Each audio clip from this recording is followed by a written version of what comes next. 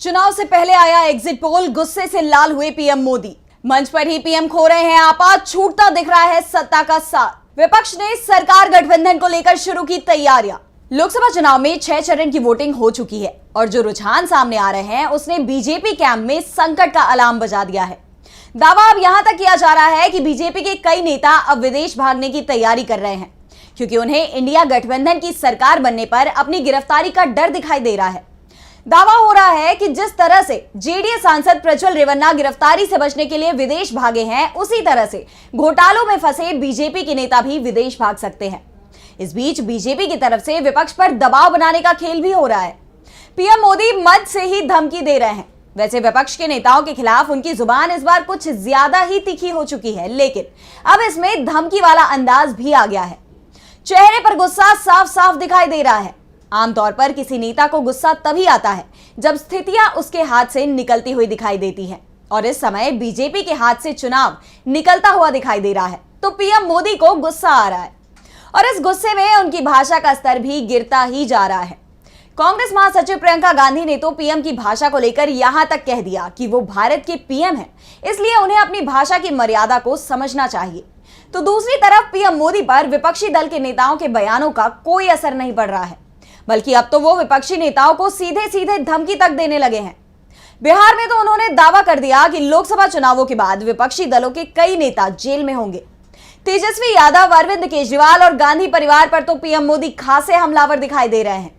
दरअसल 6वें चरण की वोटिंग के बाद से ही जो फीडबैक मिल रहे हैं, राजनीतिक दल जो सर्वे करा रहे हैं और निजी एजेंसियां जिनकी सेवाएं पार्टियों ने ले रखी हैं, उनकी जो रिपोर्ट सामने आ रही है उसने बीजेपी की चिंता को बढ़ा दिया है।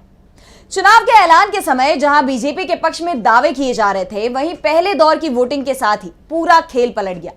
बीजेपी हर फेज की वोटिंग के बाद सत्ता की दौड़ से पिछड़ती चली गई और अब जो रुझान आ रहे हैं उसमें साफ हो रहा है कि बीजेपी इस बार इंडिया गठबंधन के हाथों बुरी तरह से हार रही है और इसका असर अब इंडिया गठबंधन के नेताओं पर भी दिखाई देने लगा है। इंडिया के नेता जहां बेहद आक्रामक दिखाई दे रहे हैं, वहीं बीजेपी और एनडीए के नेता दबाव में दिखाई दे रहे हैं। शुरुआत में 400 सीटों का दावा करने वाले बीजेपी नेता अब 272 सीटों को लेकर भी दावेदारी करने से बच रहे हैं। तो दूसरी तरफ कांग्रेस अध्यक्ष मल्लिकार्जुन खड़गे ने तो दावा कर दिया कि अकेले कांग्रेस ही 272 सीटों के पार जा रही है। पहले तो कांग्रेस के नेताओं को भी उम्मीद नहीं थी कि चुनावों में जनता की नाराजगी इस तरह से सामने आएगी कि बीजेपी के लिए 150 सीट जीतना भी मुश्किल हो जाएगा। लेकिन पहले दौर की वोटिंग के बाद से ही पूरा चुनाव पलट चुका है। एक तरफ बीजेपी के लिए अब चुनावों के बाद विपक्ष के नेता की कुर्सी को लेकर संघर्ष हो सकता है, तो दूसरी तरफ अब इंडिया गठबंधन में नए पीएम को लेकर सुगबुगाहट भी शुरू हो गई है। कांग्रेस सांसद शशि थरूर ने दावा किया है कि 4 जून को चुनाव परिणाम सामने आएंगे और यह तय है कि इंडिया गठबंधन को बहुमत मिलेगा। चुनाव परिणाम सामने आने के 2 दिन के अंदर इंडिया गठबंधन पीएम का नाम घोषित कर देगा।